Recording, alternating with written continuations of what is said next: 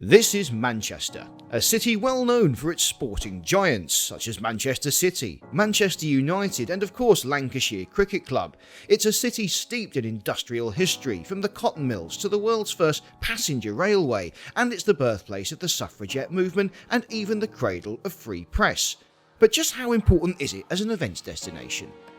Now, you'll probably recognise the building behind me, Manchester Central, from your TV news pictures when they've been reporting on the COVID crisis, because this of course was the NHS Nightingale in the northwest. But actually it's been hosting events since the 1980s. Some of the biggest congresses to have come to the UK have come to this venue, and as a result it has regenerated the entire area. It's not just a venue in isolation of itself, it's surrounded by new hotels, bars and restaurants, and it just goes to show just how important our industry is. Shaun Hinds is Manchester Central's CEO, and over the last 18 months he's seen the venue go from hosting events to hosting the NHS and now back to events again. Talk about a journey. The legacy must make you feel very proud. I mean, these are the sorts of stories you don't often hear about, you know, a venue of something of this calibre, joining the national effort for the greater good. I mean, surely that's a legacy to be proud of. Well, I wrote in last May just a brief article about how the events industry had responded and the role that we'd played in the national response, whether it was through physical premises like ours being converted, or actually members of our wider kind of community of workforce actually supporting the effort. And it was the events industry that stood up and effectively enabled it to happen. And it was then contrasted with some of the challenges that same industry, our industry and our colleagues had with getting the recognition and the financial support that has been so critical for some parts of the industry but has been still missing for others. And we look back on the Nightingale period as another chapter, if you like, in that story of this venue, which will outlast all of us. Let's look ahead. How has Manchester Central changed? I mean, as a service provider to the events industry, what can delegates and organisers now expect from the venue?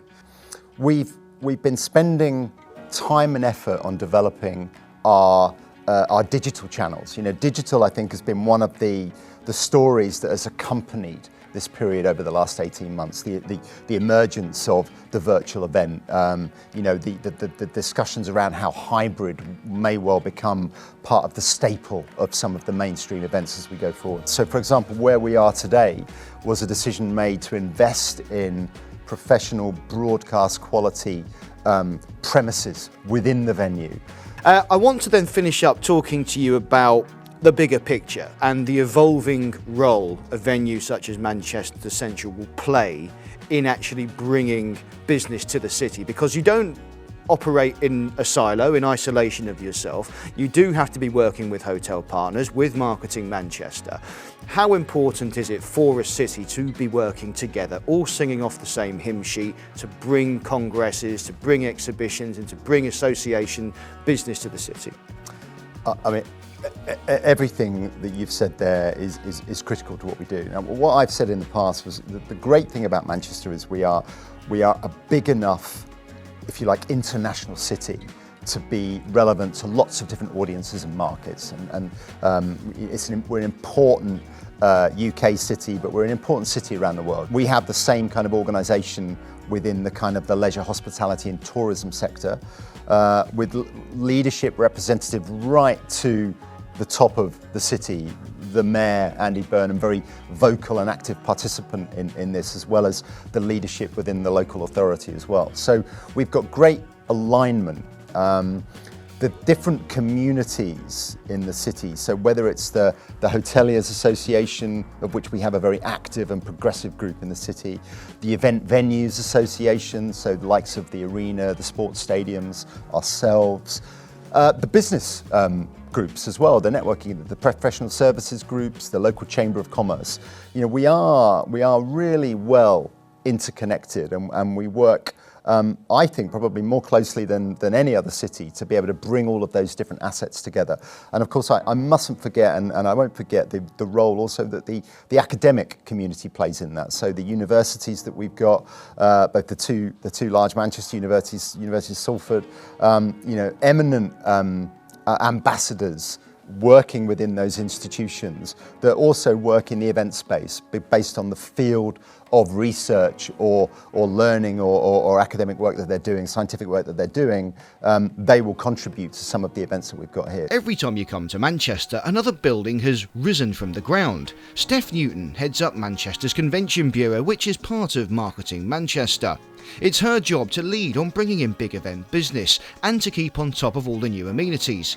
As you'd expect, she can't wait to welcome delegates back to see the changes after what's been a challenging year. Steph, it's been an incredibly testing time for absolutely everybody, but surely you must now be determined to bounce back with a bang. Absolutely, we are. We're ready and want to encourage people to come and have their conferences here. We were already facing, before the pandemic, the challenge of Brexit, the EU exit, and now with the dual action of COVID-19, we realised very, very quickly that we needed to put together a robust business tourism recovery plan for the sector, which supports 35,000 jobs. It's worth in excess of 862 million to the economy, and in April 2020 that tap turned off. So we had to put together a very resilient business tourism plan. We'd got that in place to go when the sector was potentially going to reopen in October, and we've been working behind the scenes tweaking that as more intelligence and information has been gathered. We are concentrating on reassurance messages, the work that the city and the venues within the city and hotels have done to ensure that their venues are safe, and we are concentrating on re-engaging with the conference pipeline and supporting those conferences that might still want to move to later years.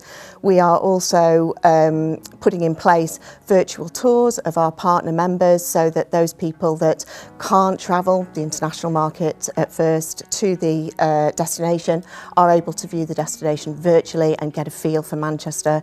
We've done a welcome back film with reassurance messages. Over 400 venues have got the Good to Go standard, the Visit Britain Good to Go standard, and we are also actively putting out there the message that Manchester is the place to collaborate, network, bring your conference. It's a world's leading destination for research, for thought networks, and we really want to encourage people back. There's a great vibe about the city. Tell me a little bit more about that vibe and why you think it's the right place for event organisers to consider to restart their event programme. Manchester has always had a very feverishly optimistic approach to things, and this pandemic has been no different. What the event sector within Greater Manchester has shown that it's been optimistic, it's been able to adapt where it can, and when those smaller meetings came into place, it was able to very quickly set those up and encourage people to come and stay. It's a city of first. It's the home of the Industrial Revolution. It's the birthplace of splitting the atom. It's the first place for the the Football League being formed, and it's got a great vibe. It's very friendly. It's got great connectivity.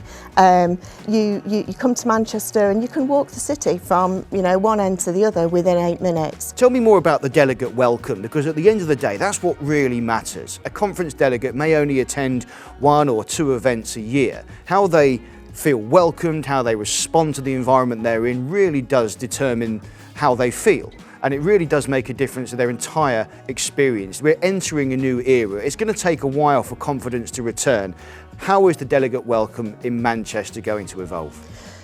We recognise, like you said, that it's really important that people need to have a sense of place and know that the city is welcoming the conference back. So we have been working very hard behind the scenes with our partners and our stakeholders at putting this welcome together.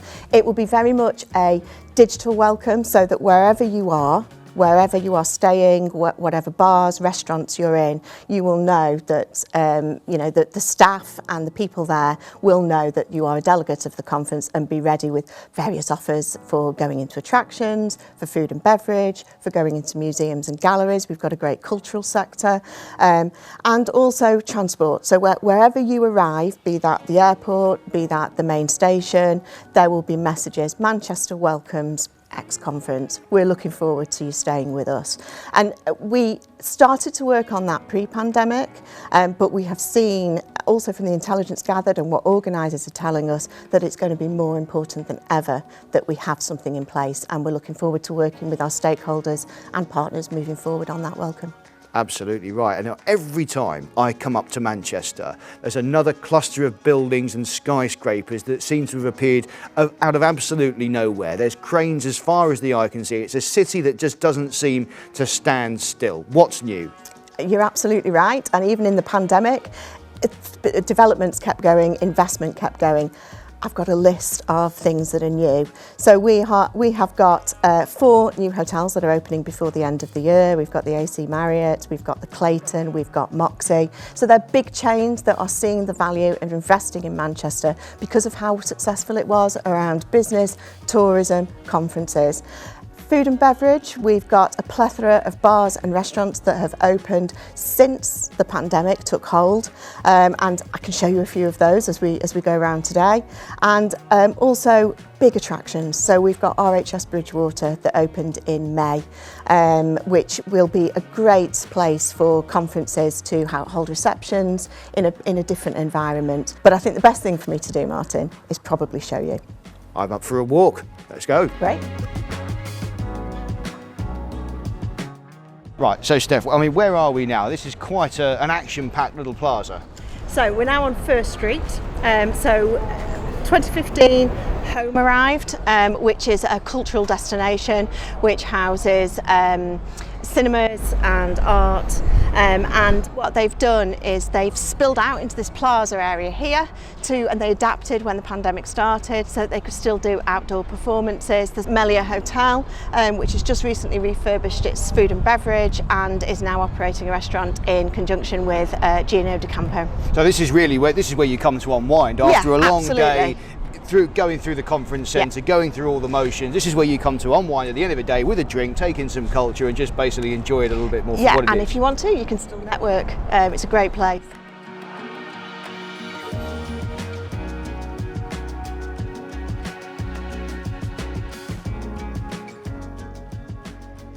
So Martin, this is Cubic, and this is a 3-star hotel, so we're about 5 to 6 minute walk from the convention centre. It's brand new. It opened at the end of May, 17th May, when the sector reopened, Cubic reopened. It's got great meeting space. Small, so 3 rooms, great for private dining from between 10 people up to 20 people. Steph tells me that the Hotel Brooklyn opened just before the pandemic struck, but even in its short lifespan has already won some top awards, including being named as TripAdvisor's hottest hotel in the world. That's some going. The hotel's got 3 event spaces and can handle 150 delegates, but organisers might want to upgrade on the transport.